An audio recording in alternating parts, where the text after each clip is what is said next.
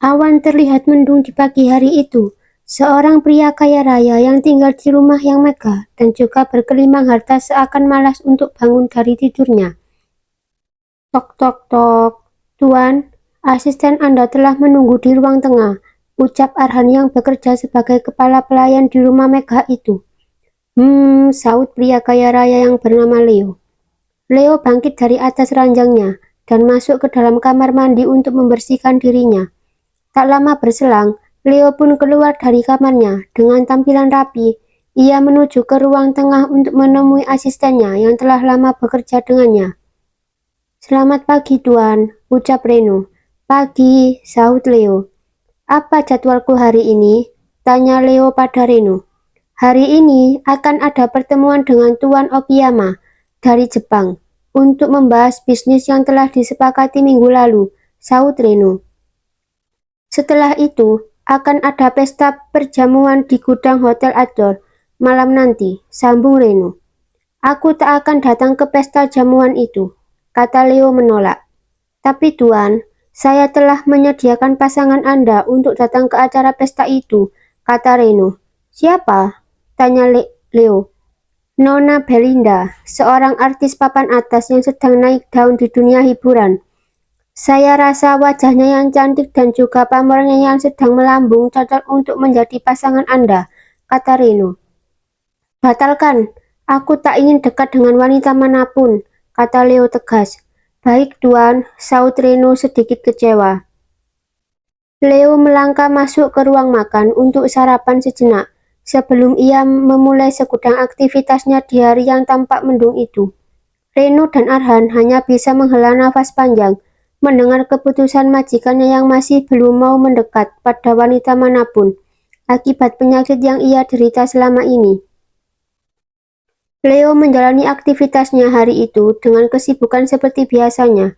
Reno sebagai asisten selalu mengikuti kemanapun Leo pergi untuk menjalani semua pekerjaannya di dunia bisnis.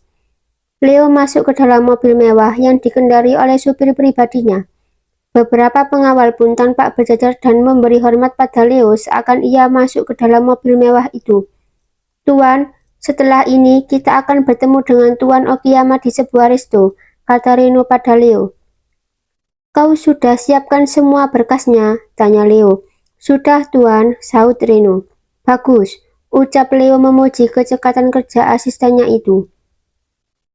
Tiba di depan area parkir resto itu, Leo turun dari mobilnya dan melangkah masuk ke dalam bersama Reno. Namun, saat akan sampai di pintu depan resto itu, tiba-tiba saja seorang gadis belia yang masih berseragam SMA tanpa sengaja menyenggol lengannya. Brooke, gadis belia itu dan Leo pun bersentuhan secara tidak sengaja. Maaf Tuan, ucap gadis belia itu pada Leo. Leo menatap wajah gadis belia itu sambil merasakan apa yang sedang bergejolak di dalam tubuhnya. Gadis itu, gumam Leo dalam hatinya. Leo masih menatap gadis belia itu yang sudah pergi menjauh darinya. Reno, kejar gadis itu, perintah Leo pada asistennya. Apa? Ucap Reno kaget. Cepat kejar gadis itu dan dapatkan dia. Aku menginginkan dirinya, perintah Leo pagi pada Reno. Reno dan beberapa pengawal lainnya berlari mengejar gadis belia yang sudah menjauh dan menghilang dari penglihatan mereka. Namun, mereka terus berupaya untuk mencari keberadaan gadis belia itu karena Leo menginginkannya. Beberapa saat kemudian, Reno dan pengawal lainnya kembali menghampiri Leo yang tak sabar menunggu mereka. Namun, saat itu Leo tak melihat Reno membawa gadis yang ia inginkan. Di mana gadis itu? Tanya Leo pada Reno. Maaf Tuan, kami kehilangan jejaknya, saut Reno. Sial, teriak Leo kesal. Leo mendekati Reno dan mencengkram kerah bajunya dengan kasar. Aku menginginkan gadis itu. Kau harus mencarinya bagaimanapun caranya. Apa kau mengerti? Kata Leo menatap Reno dengan tatapan seakan ingin membunuhnya. Baik Tuan, saut Reno. Batalkan pertemuanku dengan Tuan Okiyama. Aku ingin kembali ke rumah, kata Leo. Baik Tuan, saut Reno. Akhirnya, siang itu, Leo kembali ke rumah untuk menenangkan dirinya dari gejolak hebat yang ia rasakan setelah gadis belia yang tak ia kenal itu bersentuhan dengannya. Leo merendam dirinya pada bathtub dengan air dingin. Bagaimana bisa gadis SMA itu menimbulkan gejolak ini pada diriku? Ketika ia bersentuhan denganku, aku merasakan hal yang selama ini tak aku rasakan karena penyakit sialan itu, gumam Leo dalam hatinya.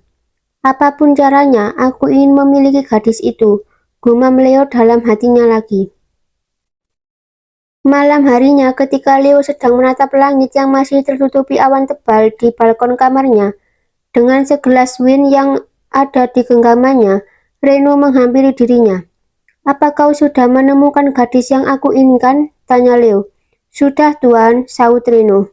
Leo berbalik dan mendekati Reno. "Di mana dia? Siapa dia?" tanya Leo antusias. "Tuan, gadis itu bernama Safira.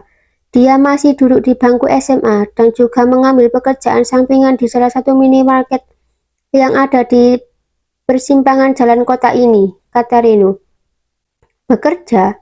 Dia masih sekolah kan?" tanya Leo. "Dia bukan dari keluarga kaya. Ayahnya telah meninggal ketika ia masih kecil dan ibunya sering sakit-sakitan, sehingga dia harus membiayai pengobatan ibunya," kata Reno. Dia memerlukan uang, gumam Leo memiliki rencana agar ia dapat memiliki Safira seutuhnya. "Kapan jadwalnya bekerja di minimarket itu?" tanya Leo. "Sore hari hingga menjelang malam," sahut Reno. "Ikut aku ke minimarket itu," kata Leo bergegas melangkah keluar untuk menemui gadis yang ia inginkan. "Baik, Tuan," sahut Reno sembari menyembulkan senyuman tipisnya. Reno tahu apa yang telah terjadi terhadap majikannya itu.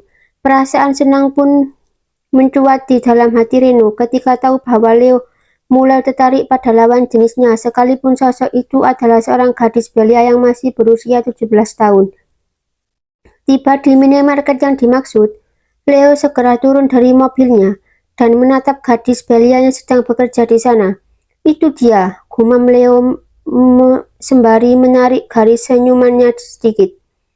Leo langsung masuk ke dalam minimarket itu tanpa membawa Reno ikut serta bersamanya. Leo menghampiri sebuah lorong yang menjual bahan-bahan makanan. Di lorong itu, Safira sedang menyusun bahan-bahan makanan yang akan dijual. Secara perlahan, Leo mendekati pada Safira dan berpura-pura ingin membeli barang-barang tersebut. Leo mengambil sekaleng sarden dan berpura-pura bertanya pada Safira. Leo ingin merasakan hal yang sempat ia rasakan ketika pertama kali bersentuhan dengan Safira. Ia ingin membuktikan bahwa Safira memanglah wanita yang dia inginkan. "Maaf, apakah kau bisa tunjukkan masa kadaluarsa makanan ini?" tanya Leo pada Safira. Safira pun meraih kaleng sarden itu dan tanpa sengaja menyentuh jari Leo. Sekali lagi, Leo merasakan gejolak hebat di dalam dirinya ketika bersentuhan dengan Safira. "Dia memang wanita yang aku inginkan," gumam Leo dalam hatinya sambil menatap wajah Safira dalam diam. Safira pun membalas tatapan Leo dengan bingung. "Tuan, apa kau baik-baik saja?" tanya Safira pada Leo. "Iya, aku baik-baik saja," sahut Leo. "Masa kadaluarsanya ada di balik kemasan," kata Safira menunjuk tanggal yang tertera di balik kemasan sarden itu. "Tuan tidak perlu khawatir. Masa kadaluarsanya masih ada setahun lagi," kata Safira tersenyum manis selayaknya ia tersenyum kepada pembeli yang berbelanja di minimarket tempat kerjanya. Melihat senyuman manis Safira, lagi-lagi gejolak yang ada di dalam tubuhnya dirasakan kembali oleh Leo. Ia seakan terpedaya dengan senyuman dari gadis belia itu terhadapnya. "Kau orang yang aku inginkan," kata Leo pada Safira. "Apa?" ucap Safira kaget sekaligus bingung. Lalu Leo berlalu begitu saja setelah mengucapkan kalimat yang membuat Safira kebingungan. "Apaan sih pria itu?" Setelah berbicara aneh, lalu dia pergi begitu saja. "Dasar," gerutu Safira sambil menatap kepergian Leo sebelum ia kembali melanjutkan pekerjaannya.